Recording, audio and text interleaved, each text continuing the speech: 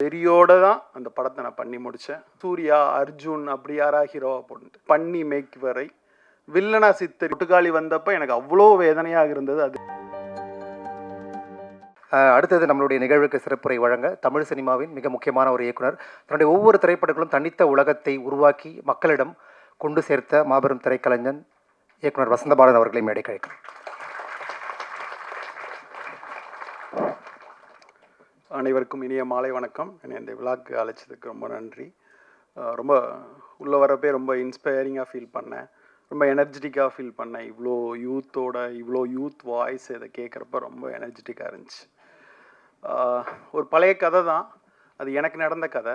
அந்த கதையை சொன்னால் அட்லீஸ்ட் உங்களுக்கு நீங்கள் இன்டர்வியூலாம் கேட்டிருப்பீங்க, இருந்தாலும் அந்த கதையை சொல்லணும்னு ஆசைப்பட்றேன். என்னுடைய முதல் படம் சரியாக போகல, நான் சோர்ந்து போயிருக்கேன். நான் இயக்குனர் சங்கர் அவர்களிடம் வேலை பார்த்தேன், கமர்ஷியல் உலகத்தினுடைய பெரிய ஒரு இயக்குனர். ஸோ நான் ஃபஸ்ட்டு படம் எடுத்தேன். அந்த படம் கதையாக ரொம்ப முக்கியமான படம். ஏதோ ஒரு காரணங்களால் அந்த படம் சரியாக போகல. இப்போ என்னை சுற்றி இருக்கிற மொத்த உலகமும் ஒரு கமர்ஷியல் உலகத்துக்குள் இயங்கிக்கிட்டு இருக்கு. அப்போ தான் தில், தூள், சாமி அது போன்ற படங்கள் வந்துக்கிட்டு இருக்கு. அப்போ ஒரு நாள் நைட்டு எங்கள் வீட்டில், ஏன்னா எனக்கு அப்போ 31 இயர்ஸ் ஆயிடுச்சு, மேரேஜ் ஆகலை அப்படின்னு ஒரு கடுமையான பொருளாதார நெருக்கடி இருந்த காலம். அப்போ நான் ஒரு நாள் ராத்திரி உட்காந்து, நீ எதுக்கு சினிமாவுக்கு வந்த, எதை பார்த்து சினிமாவுக்கு வந்த, எதுக்காக நீ சினிமாவுக்கு வந்த அப்படிங்கிற கேள்வியை எனக்குள்ள நானே கேட்டுக்கிட்டேன். எதுக்கு உன்னை மயிலிறகால் வருட வச்சுச்சு, எது விருதுநகரை விட்டு உன்னை ஓட வச்சு சினிமாக்குள்ளே கொண்டு வந்து நிப்பாட்டுச்சு, எல்லாத்தையும் விட்டுட்டு இங்கே சினிமாவில் சாப்பாட்டுக்கு கஷ்டத்துக்கு எல்லாத்துக்கும் நீ அலைஞ்ச அப்படின்னு நான் யோசிக்கிறப்ப எனக்கு மகேந்திரன் படங்கள், பாலச்சந்தர் அவர்கள் படங்கள், பாரதிராஜா படங்கள், இப்படி ஒரு படம் தான் என்னை இயக்குனர் ஆக்கணும், நல்ல கதையை சொல்லணும் அப்படிங்கிற ஒரு உத்வேகத்தை ஏற்படுத்துச்சுன்னு ஒரு டைரியில் நான் எழுதினேன். அப்போ கரெக்டாக சென்னையில் ஒரு ஃபிலிம் ஃபெஸ்டிவல் நடந்துச்சு. அதுக்கு முன்னாடி ஃபெஸ்டிவலுக்கு போகிற வாய்ப்பு, சூழ்நிலை, பல்வேறு சந்தர்ப்பங்கள் அமையல. அந்த காலகட்டம் உங்களுக்கு தெரியும், 2002-03 காலகட்டத்தில் ஒரு குறிப்பிட்ட சமூகம், குறிப்பிட்ட ஆட்கள் மட்டும் போய் வருகிற ஒரு இடமாக அது இருக்குது. அப்போ டிவிடி, சிடி அந்த மாதிரியான ஒரு கலாச்சாரம் இன்னும் முழுமையாக வராத ஒரு காலகட்டம். உலக சினிமாவை தொடர்ந்து நீங்கள் பார்க்க முடியாத ஒரு காலகட்டம். நான் மெட்ராஸ்க்கு வந்தால் பென்னர் படமே பார்த்தேன். ஸோ அப்போது ஒரு ஃபிலிம் ஃபெஸ்டிவல் நடந்துச்சு. அந்த ஃபெஸ்டிவல் முழுக்க அன்னைக்கு 6 படம் இருந்துச்சுன்னா 6 படத்தையும் பார்ப்பேன். நான் 6 படத்தையும் பார்த்து நான் வீட்டுக்கு போய் 6 படத்தினுடைய கதையையும் எழுதுவேன். நோட்டில் இன்னைக்கு காலையில் இந்த படம் பார்த்தேன், இந்த கதை எனக்கு பிடிச்சிருக்கு, அந்த கதையில் எனக்கு என்ன பிடிச்சிருக்கு அப்படின்னு எழுதி எழுதி எழுதி எழுதி அந்த ஃபெஸ்டிவல் மொத்தமும் முடித்தேன். முடித்த பிறகு என்னுடைய பார்வை மொத்தமும் மாறிச்சு. மயிலிறகால மனசை வருடுற ஒரு இன்ஸ்பிரேஷனில் சினிமாவுக்கு நீ வந்த, நீ எக்காரணம் கொண்டும் அது இல்லாத இன்னொரு கதையை, இன்னொரு படத்தை பண்ணிடக்கூடாதுங்கிற ரொம்ப ஆழமான ஒரு நோக்கம் என் மனசுக்குள்ளே ஏற்பட்டுச்சு. அப்போ எழுதின கதை தான் வெயில். ஆக்சுவலாக சோகால்டு இங்கே இண்டஸ்ட்ரி முழுக்க வெற்றி வெற்றி வெற்றின்னு கதாநாயகன் வருகிற ஒரு உலகத்துக்குள் இருந்து முதல்ல தோல்வியுற்றவனுடைய வாழ்க்கையை சொல்லணும்னு ஆசைப்பட்டேன். அதுவும் அந்த வெயிலோட சூடோட அந்த மனத்தோட சொல்லணும்னு ஆசைப்பட்டேன். கண்டிப்பாக அப்போ முதல் படம் தோற்ற ஒரு இயக்குனருக்கு எந்த கதவுகளும் எப்போதும் திறந்திருக்காது. ஸோ இடித்து முட்டி ரத்தம் ஒழுக நின்னா கூட அந்த கதவுகள் திறக்காது நண்பர்களே. அப்படி இப்போ நினச்சப்ப காதல் படம் ரிலீஸ் ஆகி வெற்றி அடைஞ்ச பிறகு கடைசி வாய்ப்பு, நாளை காலையில் சங்கர் சார்ட்ட கதை சொல்கிறதுக்கு வாய்ப்பு கிடச்சிச்சு. கதை சொல்கிறோம், ஒரு வேளை அவர் பிடிக்கலன்னு சொல்லிட்டாருன்னா ஊருக்கு போயிடலாம். இதுதான் என்னுடைய கடைசி வாய்ப்பாக இருந்தது. நான் வெயில் கதையை அவருக்கு நரேட் பண்ணுறேன், அவருக்கு பிடிச்சிருந்துச்சு. அவர் கம்பெனியில் வித்தியாசமான படங்கள் பண்ண விரும்பினார். அப்போ அவர் சொன்னார், சூர்யா, அர்ஜுன் அப்படி யாரா ஹீரோவா போட்டு. அப்போ நான் சொன்னேன், விருதுநகரனுடைய திராவிட முகம் பசுபதி மாதிரி ஒருத்தர் வேணும், அவரோட படம் பண்ணுவேன் அப்படின்னு நான் சொன்னேன். அந்த வெறியோடு தான் அந்த படத்தை நான் பண்ணி முடித்தேன். அந்த படம் தான் ஃபஸ்ட்டு கேன்ஸில் தமிழ்நாட்டிலிருந்து செலக்ட் ஆன முதல் படம். நம்ப மாட்டீங்க, அந்த படத்துக்கு 26 அவார்டு கிடச்சிச்சு. ஸ்டேட் அவார்டு, நேஷ்னல் அவார்டு, எல்லா அவார்டும் கிடச்சிக்கிட்டே இருந்துச்சு. அவ்வளோ அவார்டு கிடச்சோன்னே நான் அதுக்கு தகுதியானவனா அப்படிங்கிற கேள்வி எனக்கு வந்துச்சு. அப்போ தான் மறுபடியும் எனக்கு இந்த வேர்ல்டு சினிமா பார்த்த ஃபெஸ்டிவல் பார்த்த அனுபவம் தான் எனக்கு வந்து ஆல்மோஸ்ட் அன்னைக்கு டாப் ஹீரோஸ் எல்லாற்றிருந்தும் படம் பண்ணுவதற்கான வாய்ப்பு வந்துச்சு. நீ கதையே சொல்ல வேணான்னு கூட வந்துச்சு. ரீமேக் பண்ண வாய்ப்பு வந்துச்சு. என் கையில் ஒரு துளி காசு இல்லை. அடுத்த படம் பண்ணுவதற்கு எங்கேயுமே நான் அட்வான்ஸ் வாங்கலை. அங்காடி தெரு அப்படிங்கிற ஒரு ரங்கநாத சீட்டை மட்டும் மனசுக்குள்ளே கற்பனை பண்ணிக்கிட்டு அந்த தெருவுக்குள்ளே முன்னும் பின்னுமாக ஒரு வருஷம் நடந்துக்கிட்டே இருந்து ஒரு கதை எழுதினேன். மறுபடியும் கேன்சர் ஸ்க்ரீன் ஆனப்போ ஐங்கரன் கருணாசன் அங்கே வந்திருந்தாங்க. அப்போ அந்த கம்பெனியில் 4 கமர்ஷியல் படம் நடந்துச்சு. போனா போதுன்னு ஒரு நடந்த படம் தான் அங்காடி தெரு. ஸோ அந்த படம் ஆஸ்காரில் ஃபைனல் ரவுண்டில் பீப்ளி லைவா அங்காடி தெருவா ஆஸ்காருக்கு போகிற படமாக அந்த படம் இருந்தது. இந்தியன் மனோரமா செலக்ட் ஆச்சு, நிறைய விருதுகள் வாங்கி தந்துச்சு. ஸோ ஒரு ஃபெஸ்டிவல் யாரை உருவாக்குதோ உருவாக்கலையோ எனக்கு தெரில. ஆனால் அப்படி உருவான அந்த ஃபெஸ்டிவலால் உருவான ஒரு ஆள் தான் நான் ஆக்சுவலாக. ஸோ ஃபெஸ்டிவல் யாரோ ஒருவருக்கு ஒரு கதவை திறந்து வைக்கும்னு நான் ரொம்ப ஆழமாக நம்புகிறேன். ஸோ நினைக்கிறேன், அதை நான் ஒவ்வொரு நாள் நினச்சிட்டு இருக்கேன். அப்புறம் இதுக்கு முன்னாடி வந்து ரஞ்சிதா வர்றதுக்கு முன்னாடி வந்து தலித் பற்றிய பார்வை, ஜாதி பற்றிய பார்வை, இல்லை அதிகாரம் பற்றிய பார்வை இங்கே தமிழ் சினிமாவில் வேற ஒன்றாக இருந்தது.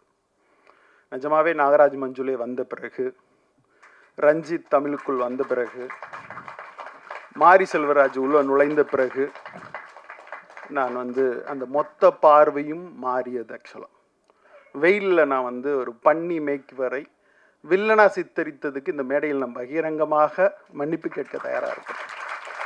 ஸோ நாம் சித்தரிக்கிற ஒவ்வொரு கதாபாத்திரமும் ஒரு சிறுபான்மையினராக இல்லை தலித்தாக இருந்து விடக்கூடாது அப்படிங்கிற கூடுதல் கவனம், இருபாலினரத்தை, மூன்றாம் பாலினரை எப்படி ட்ரீட் பண்ணணுங்கிற ஒரு கவனத்தை மிக கூர்மையாக ரஞ்சித் தன்னுடைய கமர்ஷியல் படங்கள் வாயிலாக எடுத்து வந்தது மிகவும் முக்கியமான விஷயமாக இருக்கிறது. அந்த மாற்றம் வந்து மிக முக்கியமான மாற்றம். மொத்த தமிழ் சினிமாவிலே அது மாறிடுச்சு. இப்போ வந்து ஒரு பெரிய படத்தில் ஒரு சின்னதாக ஒரு சாலையில் வேலை செய்பவரை குறை சொன்னால் கூட ஃபேஸ்புக்கில் ஒரு 10 பேர் எழுதுகிற அளவுக்கு அரசியல் படுத்தப்பட்டிருக்குது. கலையினுடைய முக்கியமான வேலையாக நினைப்பது அரசியல் தான் நினைக்கிறேன். அது வந்து அந்த வேலையை மிக சிறப்பாக ரஞ்சித் வந்து அந்த ஒரு அகல் விளக்கை ஏற்றி வச்சது இன்றைக்கி வந்து அப்படி அவ்வளோ அழகாக எரியுது. ஒரு இயக்குனர் வந்துக்கு பெரிய ரஜினி படம்லாம் கிடச்ச பிறகு, காசு கிடச்ச பிறகு கல்யாண மண்டபம் கட்டலாம், ஸ்டுடியோ கட்டலாம், கொடைக்கானலில் இடம் வாங்கலாம், என்ன வேணால் செய்யலாம். ஆனால் ஒரு லைப்ரரி துவக்கணும். கூகை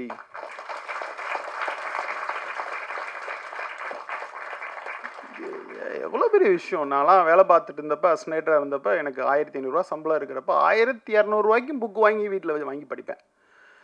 எந்த புக்கு கடை இப்போ லைப்ரரியில் பார்த்தா நம்ம விரும்புகிற புஸ்தகம் லைப்ரரியில் இருக்காது. நான் வாங்கணும்னு நினைக்கிற புஸ்தகம் விலை அதிகமாக இருக்கும். இப்படி ஒரு காலகட்டத்தில் நான் 92, 93ல் ஒவ்வொரு புக் ஃபேருக்கும் போய் இந்த புக்கை வாங்க முடியாதான்னு ஏங்கிக்கிட்டு இருப்பேன். இப்போ ஓரளவுக்கு வாங்க முடிகிற காலம். ஆனால் உதவி இயக்குனராக இருப்பவர்களுக்கு எந்த புத்தகத்தை படிக்கணும், எந்த புத்தகத்தை படிக்கக்கூடாது, என்ன செய்யணும், என்ன செய்யக்கூடாது அப்படின்னு தெரியாத ஒரு காலகட்டம். ஆக்சுவலாக என் கையில் தாவரங்கள் உரையாடல் வந்து சேர்வதற்கு அவ்வளோ நாள் ஆச்சு. என் கையில் ரப்பர் வந்து சேருவதற்கு அவ்வளோ நாள் ஆச்சு.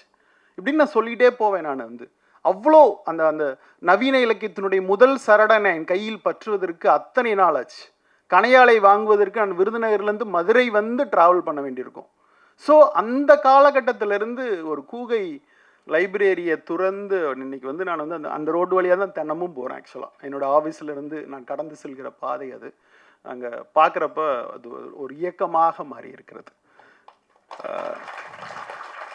இது ரொம்ப பெரிய விஷயம். ரெண்டாவது, தொடர்ந்து இசைக்கு ஒரு விழா நடத்துகிறாரு, திரைப்படத்துக்கு ஒரு விழா நடத்துகிறாரு. ரொம்ப சர்ப்ரைஸாக இருக்குது, மகிழ்ச்சியாக இருக்கிறது. எனக்கு ஒன்று தான் தோணுச்சு, ரஞ்சித்தை பாதுகாப்பாக பார்த்துக்கோங்க.